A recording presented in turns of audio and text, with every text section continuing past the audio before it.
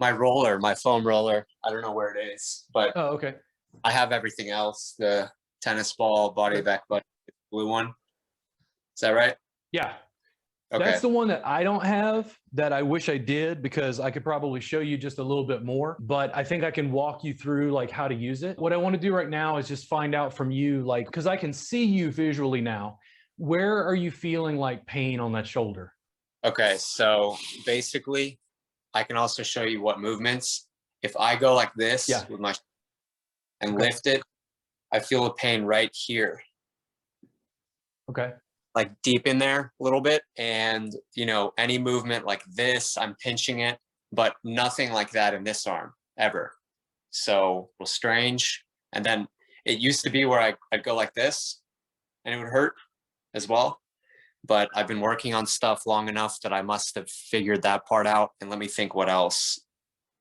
Side movements. It used to hurt to carry stuff and my arm would get really fatigued. It felt like deep in the joint. If I was doing push-ups or any sort of exercise like that, it would be really, really easy to get it to fatigue and the other shoulder wouldn't. Yeah. So I'm wondering if I'm putting too much load, but on one side and not the other. But yeah, the main pain up here. And then the pain, is it always sharp or is it like diffuse?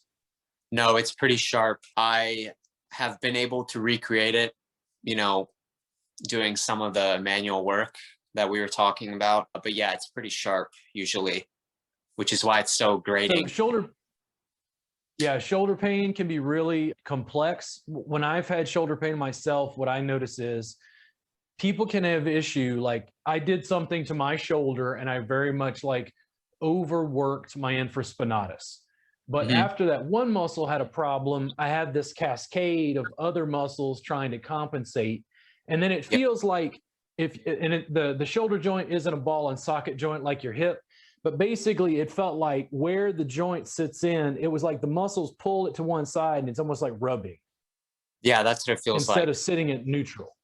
Yeah. Yeah, instead of sitting at neutral. So people will move their shoulder in different planes and they get pinching, or it's like they don't have the same range of motion. The rotator cuff is some of, I think, the most complex like soft tissue work to do on clients. And then in addition, it's something that one of the reasons I wanted to have this conversation with you is the fact that you're in Houston, like I can't get to you immediately to do a session.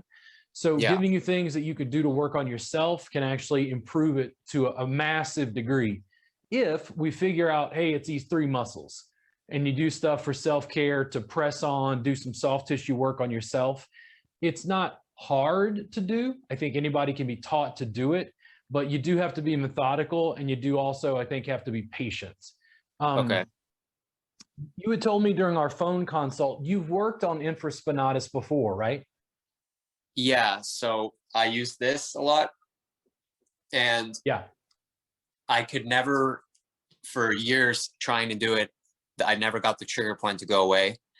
But I did do cupping maybe 2 or 3 months ago on the back, and just probably 10 cups all along the shoulder blades. And that helped at the time. But right now, if I'm poking around, I do have, I think, trigger points again. So I've never at home been able to fix it all. Oh, no. So, I mean, the thing is, even the notion, what I won't do is I won't pathologize you. And I'm not in any way trying to say that you do have this, by the way. I'm saying on any given day, if I talk to 20 people with shoulder problems, could they have like a torn ligament? Well, sure. I mean, tissue and stuff changes and tears, and there's accidents and injuries. What I don't do is I'm not going to pathologize you. 9 times out of 10, when I talk to people, I'm like, oh, you have tight muscles? Like they'll come in and like they're dying. Like they're like, I wish I could just cut my arm off. And I'm like, oh, you're having tight muscles? Like I tend to, I'm not downplaying their pain. I'm saying I know what soft tissue pain can do to your nervous system, and just how miserable it can be, where it's like, I have to pay my taxes. I got to go to the store. There was a snowpocalypse here in Austin, and I've got pain in my arm that's constantly yelling at me, like through everything. It never shuts up. I lay down at night, it hurts. I wake up, it hurts. That's very like debilitating. When you feel discomfort, again, just to be clear, it's sharp and it's in front of the shoulder. Yeah, so It's not on the inside in the armpit. It's not in the back. It's always up front here. And then does it go down the? no, never really down the arm. A good way that I could actually make it hurt is if I'm mountain biking and I try to bunny hop, which, you know, you're pulling the bars, pulling forward a little. If I pull forward too much like this while I'm bunny hopping, I just messed up my shoulder for 2 days from that one move. When you say you mess it up, is the shoulder sore? Is it not mobile? It fatigues really quickly after I do that. Fatigues. Okay. Yeah. Yeah. And I want to do something. I want to go into infraspinatus. And if memory serves me, you said you were a weightlifter at one point, right? yeah, in 2011 to 2012, 2013 to 2014, and then 2015 a little bit. And then I just got hurt, this injury, whatever it is. Okay. So, and then in the front of the shoulder, it feels like it's deep inside, but it doesn't feel broad and diffuse. It doesn't run down the arm. Like, in other words, if it's in the shoulder, is it a point right here, or is it more like the size of my? well, I would say that it's probably about 2 inches wide, the point, Okay. but this tall, How tall? Let me see that. like an inch, you know, it doesn't, Okay, it there we go. very, very much from here. And I've Okay. had, So here's what no, I couldn't hear that last part. It broke up. What'd you say? oh, I was just saying I've had MRIs as recently as a few months ago, and they didn't see any bicep problems, no tears or tendonitis. So, Yep. No, and the thing is, for me, that's great. I didn't know that. I don't remember that in the phone consult. For me, that's awesome, because what it tells me is, okay, I think there's a soft tissue thing going on, and now I have a mystery to help, unravel. The first thing I want to do is I want to grab the tennis ball. Is your phone like on a tripod? no, I have it set up on some stuff. I can turn it around though. Okay. To point it around. So the thing is, it doesn't matter to me. You can do this against the wall. You can do this against the floor. I'm on a mat, which isn't going to give me a lot of pushback, but just so you can see real quick, and this will make other people, if they see this, clear. Infraspinatus is at the back of the shoulder blade. Okay. Infra is like infrared. It's below the spine of the scapula. Can you still hear me clearly there? Yep, I got everything. Yeah. So the thing is, that muscle, when you bunny hop and you lift your arm, the way you were pulling your elbow up and out to the side, do you see how when that red muscle, when it shortens, it lifts the arm?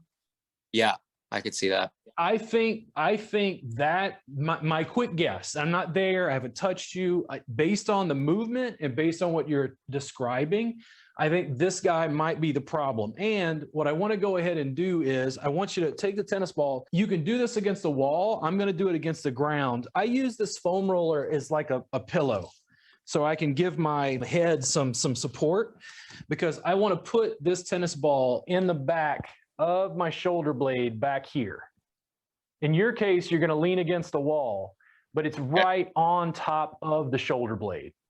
There's nothing that you're going to press into, there you go, that's going to be uncomfortable. But once I get into position, I want you to see this. I'm going to put the tennis ball on that shoulder blade, and then I'm going to just gently roll around to see if I can find, okay, right there, like a tight spot. And here's what I'm going to do. I'm going to balance this in my case so I can rest my head. Oh, okay. But now I want to start moving this arm. And what I'm doing is I'm activating that muscle. Okay. As I'm rotating and moving that around. So in this case, can I just lift my own arm? Like that? So you can do it where you're like supporting, and you can also do it like active. In any kind of rotation or movement, that what I'm trying to get you to do is you're just using that muscle and pressing on it at the same time. Okay.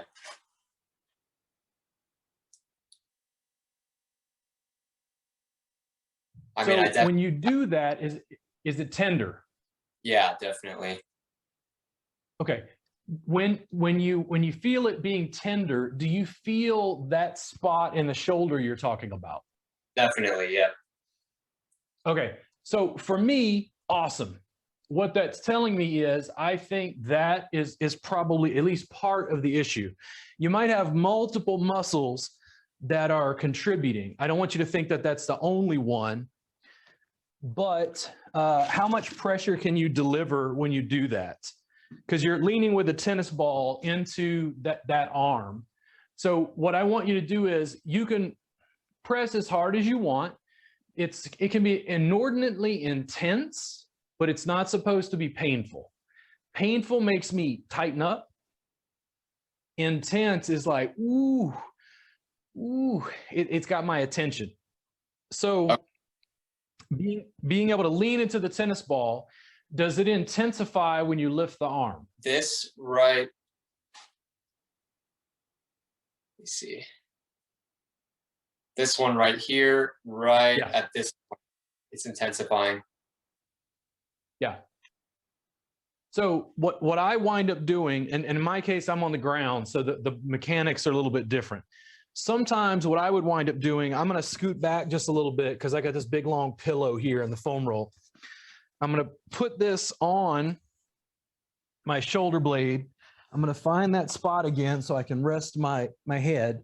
And then in my case, I can put my arm, right there. It's almost like I can passively put myself in position to just hang out and breathe and apply that pressure. The reason I like the lying down version is because I can put myself in a position to completely rest and relax.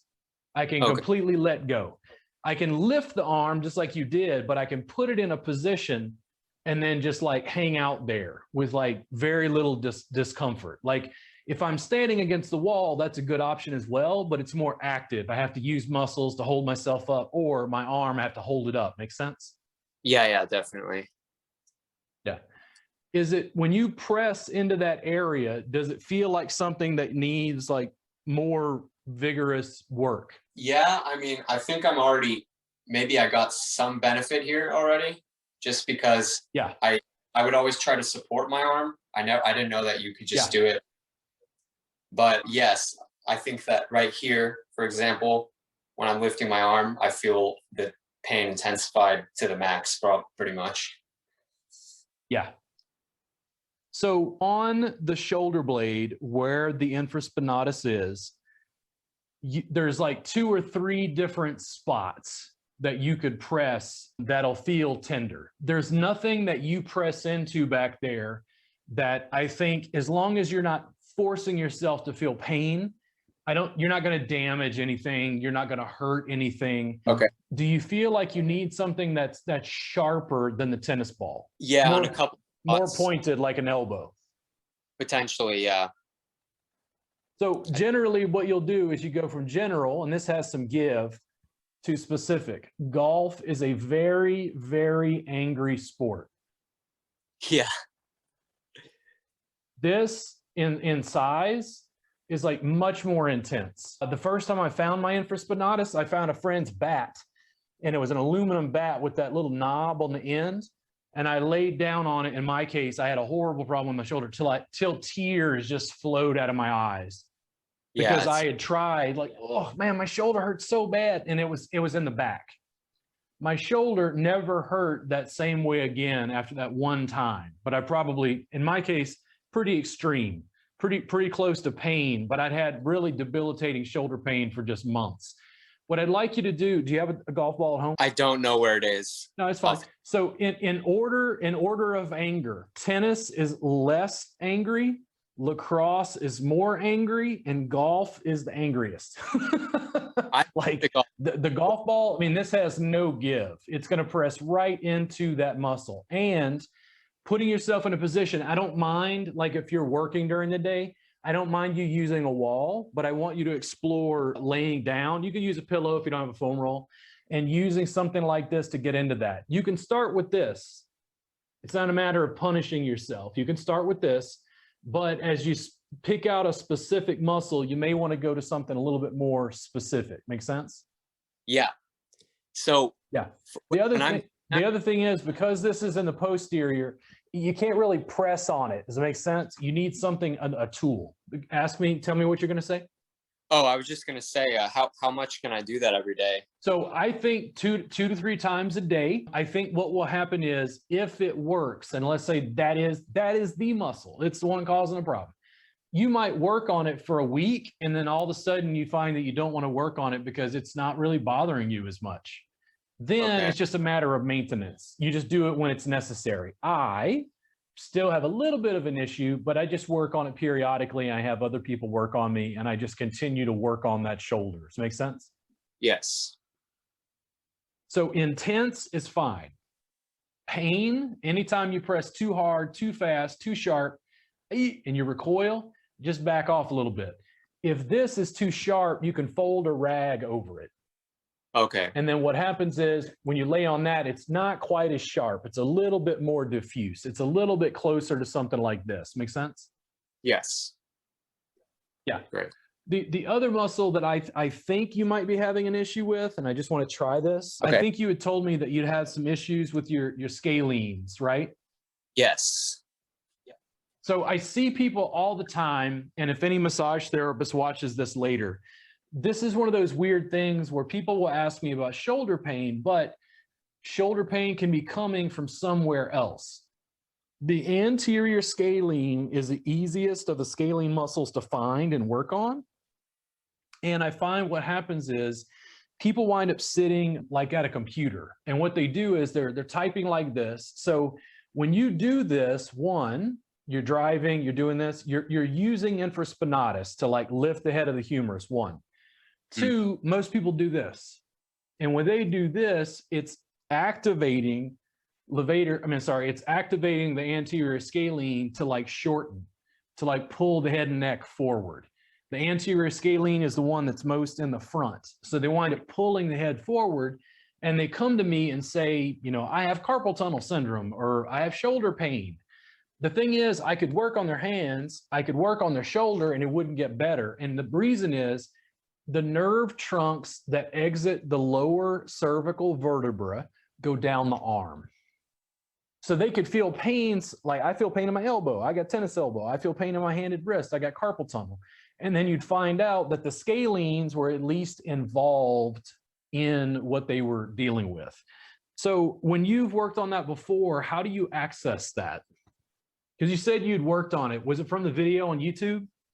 Yeah, I have in the past before, years ago. I'll occasionally try again, but all I do really is sometimes I'll lie down in bed or support myself on my bed, out of my bed frame, or I'll sit up like this so that they're tighter. But I basically just look for any tight spot that causes the referred pain, and usually it's near the middle of my back. I forgot if that's levator or whatever, but middle of my back. Sometimes it would cause pain in the posterior delt region, but any that causes pain here, I just could keep pressing it and kind of flick it sometimes back and forth. I most recently tried this last night, but yeah, not entirely sure how you're supposed to do it, especially the tricky ones like this, right? So, and for me, like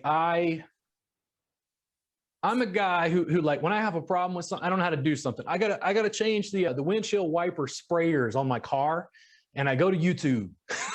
And I order a plastic piece that I got to change, and then I'm watching YouTube videos trying to figure it out. I'm a very like fix it yourself if possible kind of person, where I think of it as a challenge. People having problem with their neck, problems with their shoulders, like I had a whiplash, which led me into massage.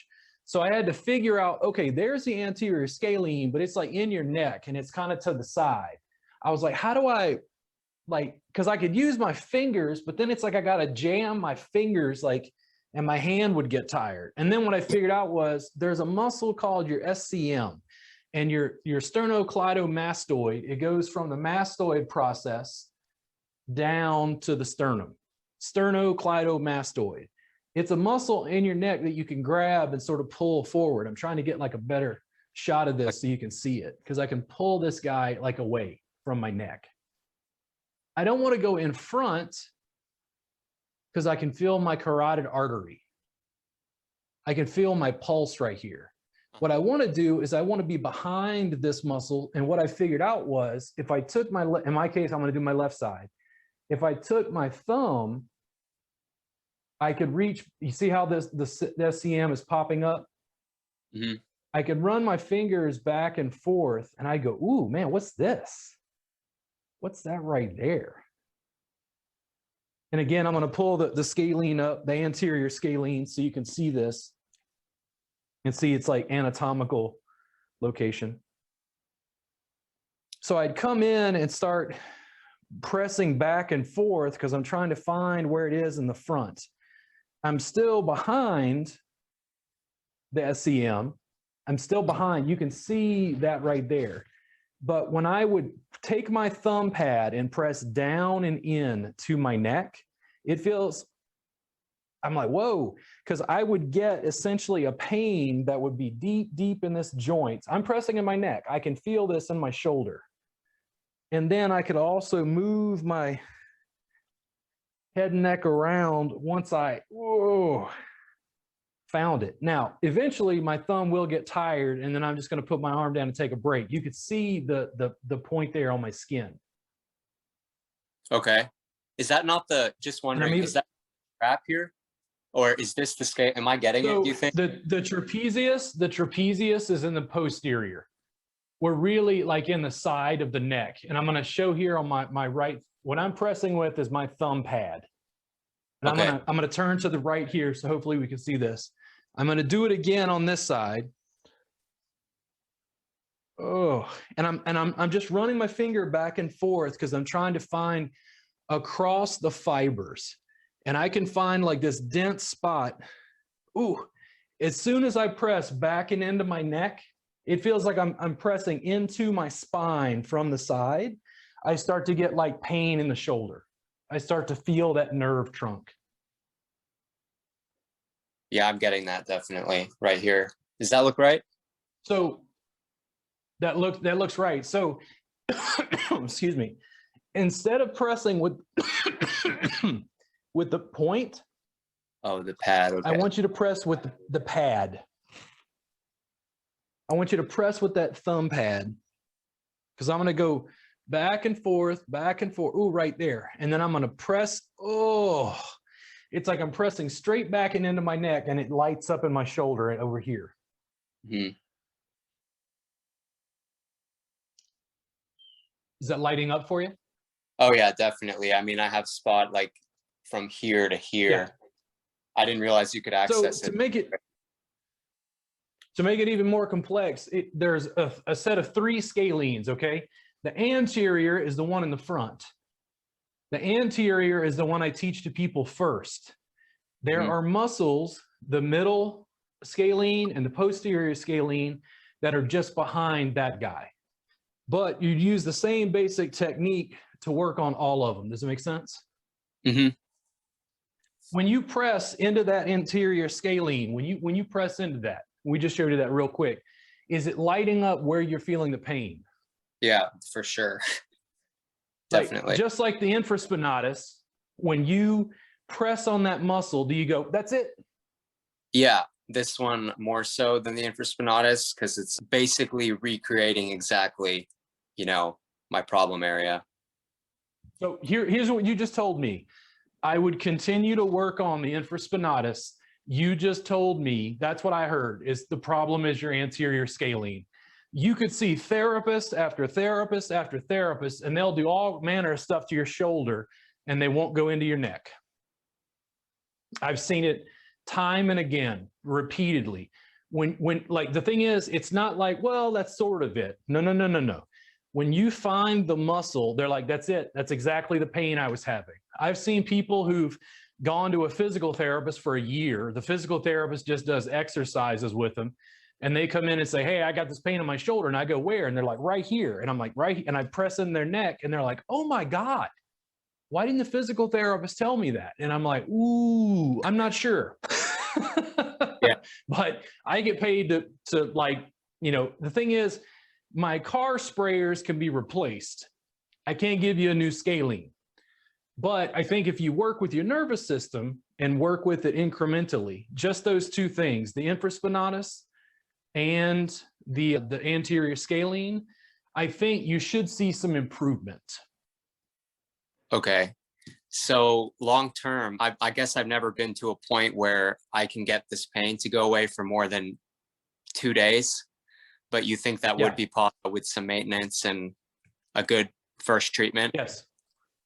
Okay. Yes. So one, everything that would happen if you come from Houston and get a session with me, I'm essentially going to use my body to press on that stuff. You'll have a much more distinct awareness of like, oh, that muscle, like, because I know I've pressed on it a million times. It's like me, I have to look up schematics for my car and where do the tubes run for the windshield washer sprayers. But like a good mechanic knows, oh, yeah, it's right here. And the thing is, we're trying to teach you to do some basic mechanics on yourself. My guess is, like when you started talking to me today, 10 is the hospital, 0 is no pain. What was your... With the right movement, I'd say a 5 or so. Okay. What's the pain at now? Well, it's kind of funny. I can't feel it really. So okay. I can't, basically. And is that normal, or is that just because we worked on it? I think it's because we worked on it. Yeah, I think so. I've never before, though, done this approach to the scalene. I have only done this, Yeah. This. So here, and the thing, I'm trying to think about it, like, I can do this, and I'm trying to think about why do I not? And the thing is, I think it's because it's these two fingers. I don't feel like it's as strong as this. I think that's why. So when I come in and I go, man, I gotta find this right here. Because once I find it, I can press back and in, and it just lights up inside my shoulder joint over here. Yeah. But it feels better, actually, a lot better. So I'm going to keep doing this tonight and before our session. And maybe I can get this loosen up a little bit before we meet. So here's my hope. I want you to work on it, and then it just goes away on its own, and you come get a session just because you want to hang out. Yeah. I'm trying to get people out of pain. And the thing is, the anterior scalene in particular is horribly problematic. I see it all the time, and it's because of this. Like, these muscles have just shortened, and those nerve trunks, I think, are just being pressed on as they go down the arm. I've seen it again with like tennis elbow, carpal tunnel, shoulder pain, like on and on and on. And it's like a component of the problem people are having issues with. I think when I was on the phone with you, you talked about coracobrachialis. Is that one bothering you as well? Well, that's something I was hoping to ask you about. So if I do press on it, as you mentioned, there's so many different muscles that I can't tell if this is the one that's causing the main issue. I can recreate pain, though, dealing with the muscle. Yeah. By, you had a video on this, but I basically just look forward like this, and I am able to find a spot that's really tender, almost as if I'm nerve or something, and I'm not sure how to treat it. Yep. Yeah. So and the thing is, I'm just going through some basic muscles because I just want you to have enough information to be able to work on yourself. But the coracobrachialis is one that I discovered years ago. I was around my house and my shoulder hurt. And I'm like the most annoyed, like, what the hell, and essentially I was like playing with my arm, and I'm like, I'm pressing around my arm, trying to figure, it's gotta be something. Come on, what's going on? Like, I didn't tear anything. Why is my shoulder hurt like this? What the coracobrachialis does is it pulls the head of the humerus, that arm bone, down to the side. So it does this. And because of where it's connected, it pulls the arm down and over. It connects to the coracoid process, which is basically like the front of the shoulder blade, but it's got a little point that sticks out. And what happens is you can take your arm like this. And when I pull my arm down, if I'm using a big, broad thumb, I can feel it pop up. And I can feel it pop up. And I can feel it pop up. And when I relax, like you'll feel it go, but I could find that muscle very specifically right in my armpit. Mm-hmm. And I would tense it and then relax and then press into it. And what happened in my case was, man, the first time I did this, it totally freaked me out because I'm the body worker, right? I'm supposed to know this stuff. My shoulder's killing me. Yeah. And when I hit this spot in here, I was like, whoa. And right over here on the outside, there was a quarter size, like, you remember I talked about like pain and intensity? It was super intense. If I pressed any more, it would have caused pain. But it burned. Oh, right out here. Oh my God. Oh, yeah. Oh. And my thumb eventually got tired and I went, oh. And I lifted my arm and my arm went crack. Yeah. And it's like the pain was just gone because that one muscle, for some reason, just decided to shorten, maintain a certain amount of tightness, and I was getting some referred pain. It's another muscle that I don't think a lot of therapists would address. But again, it depends on where people are telling me they feel pain. Does it make sense? Mm-hmm. For sure, yeah. Yeah.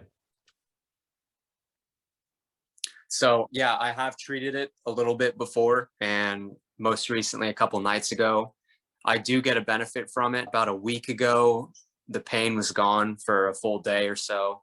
And I'm not sure if my position or something is causing me to tighten back up. I am at the computer all day and I drive a lot. So and the thing is, the infraspinatus, because of its position in the background, the infraspinatus is the thing that lifts their elbows, or at least one of the muscles involved, where we're using this all the time. There's no way you're not going to use it, but it doesn't mean that you develop a problem. Does it make sense? Yeah. Yeah. So just real quick, I'm gonna give you some more. If you had a foam roller, I'm gonna show you this. Do you know teres major and minor? Yeah, like right around here, right? Armpit. Yeah, right in the armpit. So the teres major rotates one way. I think it's considered internal rotation. And then the teres minor does external rotation, kind of like the infraspinatus. I find that the teres muscles are quite problematic in a lot of people. The way that I deal with these is, one, in a broad way, we can go ahead and just use the foam roller. I do this all the time, by the way. I have more problems with my left side. So I would lift my arm and bring this into my armpit and then sort of like, oh, yeah, right in there. So it's big, it's broad. I can maintain this. I can still move my arm. Then I could grab the end of the foam roll and actually like, traction that over and away. Like I could work on this arm through the teres major and minor. Make sense? Mm-hmm. If I found a particular area where I was like, man, right there, tennis ball again. And I would lay down or lean against the wall and pinpoint an area that, instead of being in the back on the shoulder blade, feels like it's more a little bit towards the armpit, right along this, what they call the axillary border of the scapula. I can feel the bone right here. The teres major and minor are right to the side over here. That's a great way of addressing both of those muscles. Okay, great. Something in addition you can work on. The one that I think is the most problematic, that's the hardest to get to, that makes many clients afraid, is, have you ever worked on this? Not at home. I have had a massage therapist do it before, but I haven't figured out how to do it.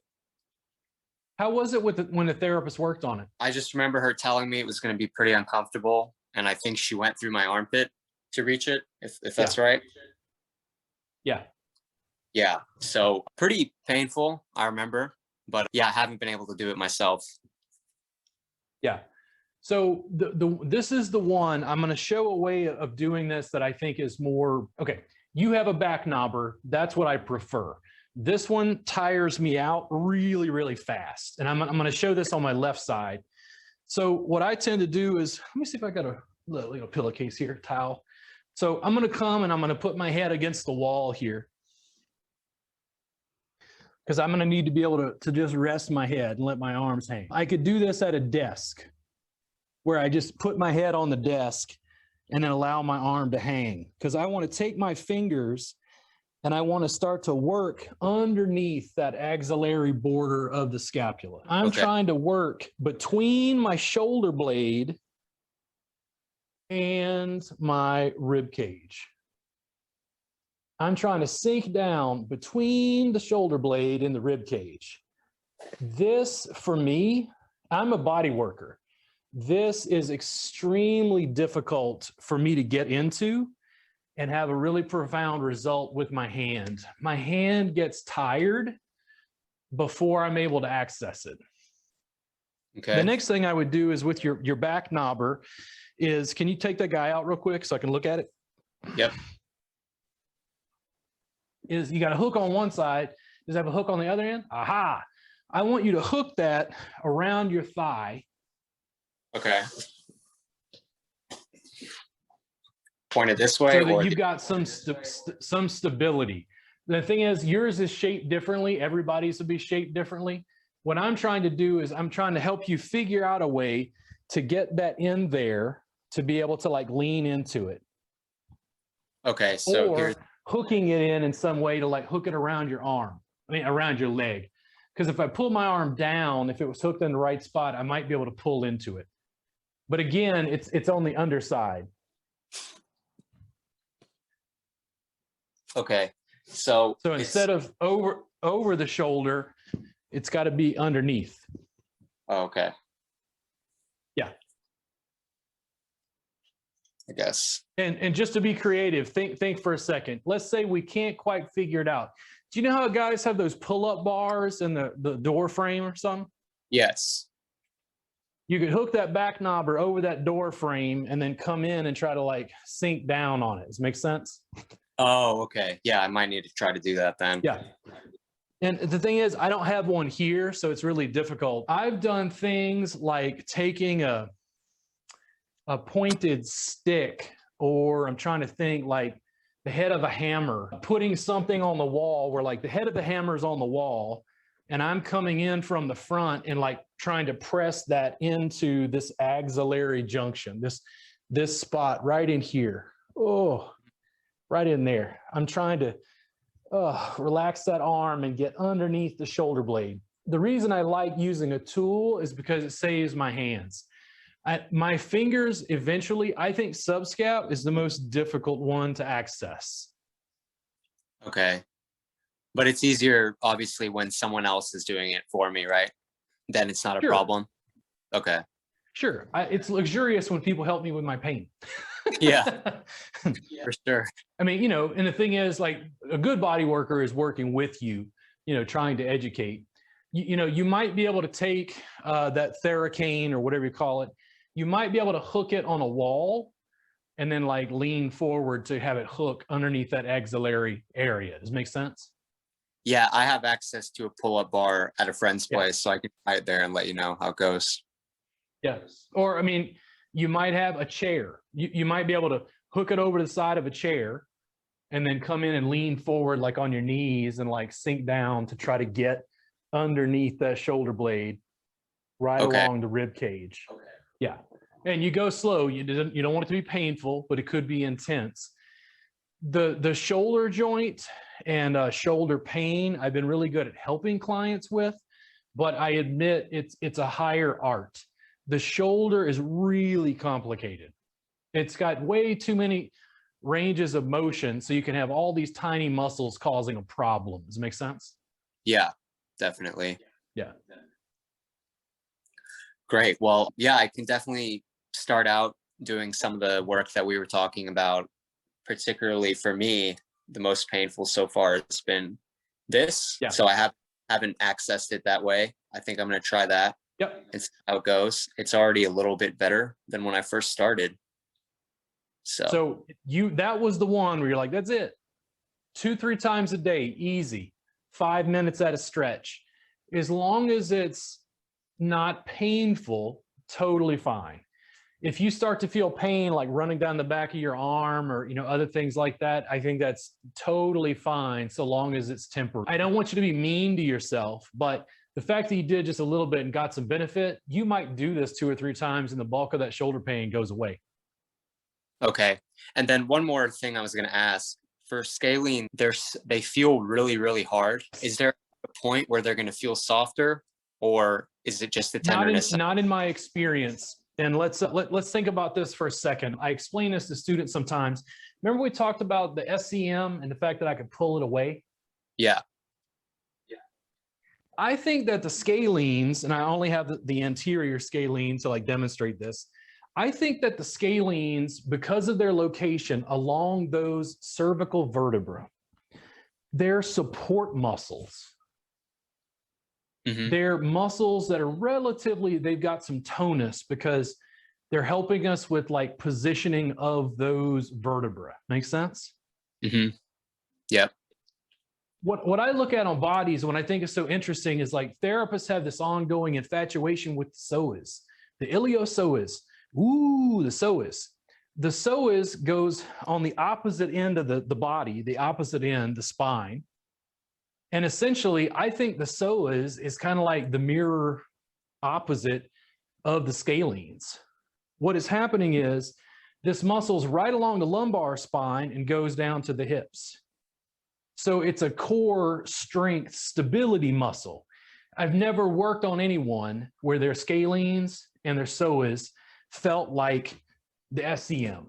You could never grab it and like, oh, it's going to move around. It's like the bicep. Oh, I can grab it, move it around. It's got some pull. No, always feels generally like it's got some tightness to it. But I don't think that means there's anything wrong with the muscle, so long as people aren't having referred pain from it. Does it make sense? Yeah. Okay. So if I poke around, I can worry about how tight it feels, more so if I'm feeling referred pain. Yep. Okay. Yep. So, I mean, for me, again, I'll come a little closer so you can see, because I'm behind the SCM, but when I press the anterior scalene, it feels tight. When I go back and press into the middle, ooh, that feels tight. I'm still getting a crazy referred pain in my shoulder. If I go a little further back, oh, more like posterior, it still feels tight. Doesn't mean it causes pain. I think those muscles and their positioning are in a position to be able to provide support for the spine, because if these muscles support me, well, I can stand up. When there's a problem with the psoas, people oh, back pain. Oh, like it hurts, right? Yeah. The problem isn't necessarily a tight muscle. The problem comes when somehow your nervous system keys up and you're getting a referred pain pattern. There's something going on that's causing some pain there. As much as the art is like working with people's nervous systems, fundamentally, I joke with students, I just mash on people for a living. I'm an expert masher. I know how to find, oh, right here, this muscle right here. And I go, hey, let's pay attention to this. Now breathe for me. Now move your arm around, move your neck around. And then slowly when I back off, they're like, oh my God, because that signal, for some reason, that input into their nervous system gets their nervous system to go, oh, I'm paying attention to this now, I'm aware of it. It's safe. And the muscle relaxes, releases, and allows a little bit more mobility. That's generally what I find, but it's also valuable to teach people how to work on themselves that way, just as ongoing maintenance. Okay, great. Well, I will put these to work today, and I'll keep in touch with you, let you know how it's and everything before my visit. Yeah. Cool. Yeah, and if you need clarification, you need a little more information, you have a little more specific issue, whatever, just contact me. Like, I'm happy to do this again. When you need to schedule, just contact me in advance so we can work that out. Okay, will do. I have some leg stuff that I haven't even mentioned that much from running. So okay. First things first. Yeah, shoulder first. We work on the pain stuff, then we get to the other one. In fact, if you want to do another one just on that, just let me know. I'll just have to do a consult with you about what it is so I can put up some graphics to be able to help you with it. Okay, cool. That's perfect then. Cool. All right. Well, man. Well, Stefan, listen, thank you so much for chatting with me today.